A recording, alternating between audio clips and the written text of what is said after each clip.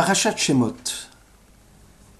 Sa sœur, la sœur donc de Moïse, dit à la fille du Pharaon, « Faut-il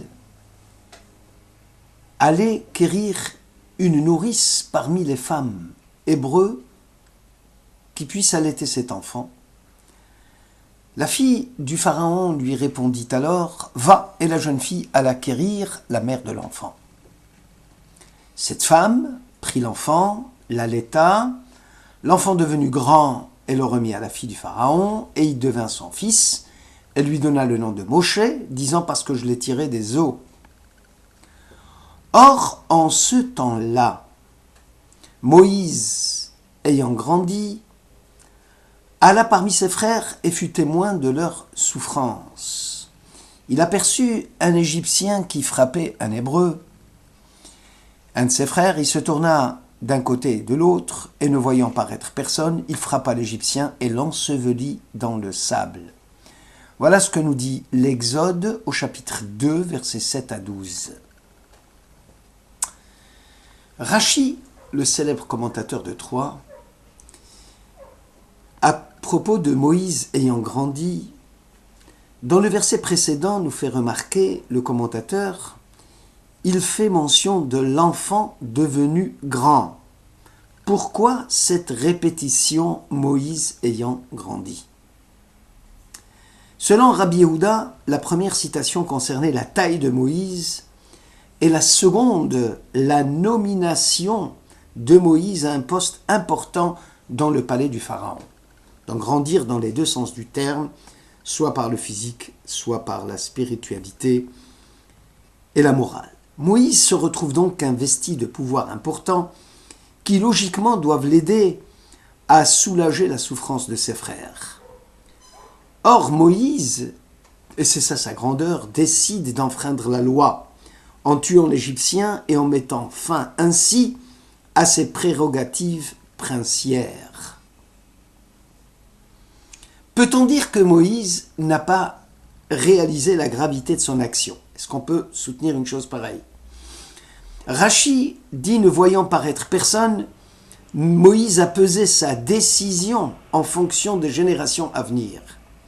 Moïse, par inspiration prophétique, avait compris que personne d'illustre ne sortirait de cet Égyptien.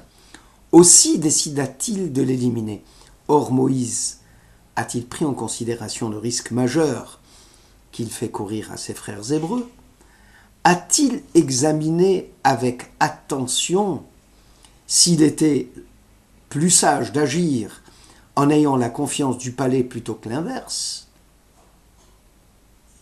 Parmi les grands hommes d'Israël qui ont accédé à des postes ministériels importants, il faut souligner le cas de Mordechai, Mardoché sous l'empire perse, d'Assuérus, comme le dit le traité, le Megillah d'Esther, le rouleau d'Esther, au chapitre 2, chaque jour, Mardoché arpentait les abords de la cour du roi pour s'informer du bien-être d'Esther et de ce qui advenait d'elle. Le Midrash dans Esther Rabbah rapporte la réflexion suivante de Mardoché.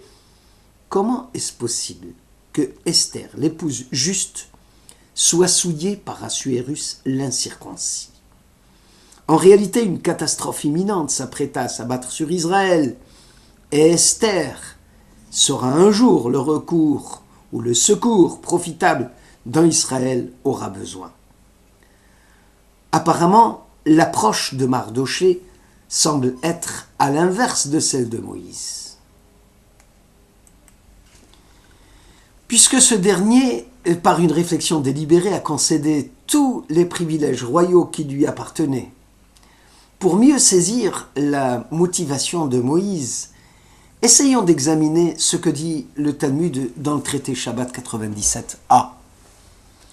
À propos de Aaron dit toutes les paroles que l'Éternel avait adressées à Moïse, et il opéra des prodiges à la vue du peuple. Le peuple y eut foi, ils comprirent que l'Éternel s'était souvenu des enfants d'Israël et qu'il avait considéré leur misère, et ils courbèrent leur tête et se prosternèrent. Exode 4, verset 30. Selon le Talmud, à partir de cette réflexion, on peut dire qu'Israël est un peuple de croyants, qui a la foi chevillée au corps. Cette conclusion du Talmud paraît surprenante, car le peuple eut la foi à la suite des prodiges, et c'est un acte de foi conséquent à des preuves produites par Aaron, ce qui fait perdre à l'engagement et à la foi son intensité et sa spontanéité.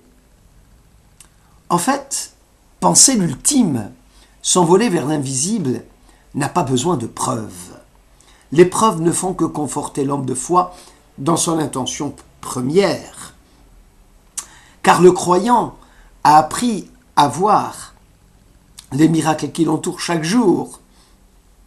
Il a appris à croire dans la crainte de Dieu pour pouvoir atteindre les intuitions de la foi. Israël, en approfondissant sans relâche le sens du mystère, atteint l'acte de foi qui envahit son esprit, son cœur et sa volonté. Les prodiges ne sont là que pour confirmer ce que l'acte de foi avait déjà perçu auparavant. Le traité Shabbat 152 confirme: les sages, tout le temps qu'ils avancent en âge, avancent aussi en connaissance et en sagesse.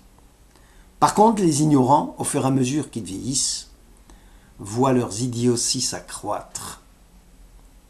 L'âge, l'expérience, même aussi des événements ultérieurs qui paraissent comme extranaturels, ont une influence non négligeable sur l'individu. Et ceci conformément à ses tendances naturelles personnelles. Ainsi, le juste voit dans sa croyance des miracles cachés et que tous les actes de sa vie, individuels, social, constituent des miracles et que rien ne peut être appelé cours naturel des choses. Le mécréant aussi trouvera dans ce monde de l'action des preuves à son rejet de l'idée de Dieu. C'est finalement le libre arbitre qui est déterminant dans le choix du chemin à prendre. Et l'athée, tout en s'émerveillant du monde, ne perçoit aucun mystère dans l'univers. Seul l'ordre naturel des choses attire son attention. Rabbi Akiva, par exemple, est pour nous le modèle de référence de ce que c'est l'homme de foi. Tout événement de sa vie, il le liait intimement à l'action divine. Car il répétait sans cesse tout ce que Dieu fait, il le réalise pour le bien de l'homme. Le traité Makot 24a rapporte: Rabban Gamliel ben Azaria, Rabbi Yoshua et Rabbi Akiva marchaient ensemble.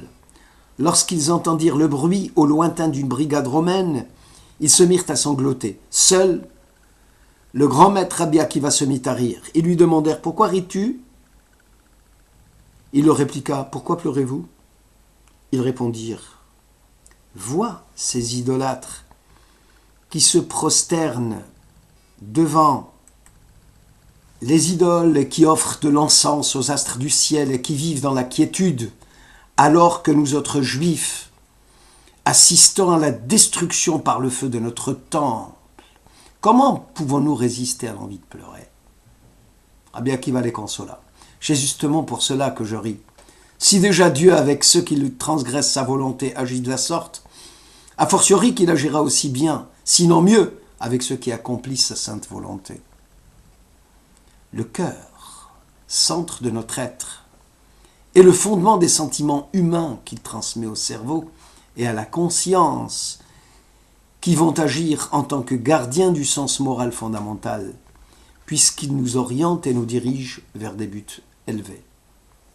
Le Midrash, toujours lui, dans Shemot Rabbah 3, commente ainsi le verset 2 du chapitre 4 de l'Exode. Il jeta à terre le bâton, Moïse. Il devint un serpent. Moïse s'enfuit à cette vue. Une matrone romaine dit à Rabbi Yossi: mon Dieu est supérieur au vôtre. Car lors de l'apparition du Dieu de Moïse, dans le buisson ardent, Moïse s'est voilé la face. Alors que s'il avait vu le serpent, symbole de ma divinité, il s'était enfui. Rabbi Yossi lui répondit: lors de la scène du buisson ardent, Moïse ne pouvait s'enfuir de devant Dieu dont la présence était partout, alors qu'à la vue du serpent, il suffisait de s'en éloigner pour éviter sa morsure.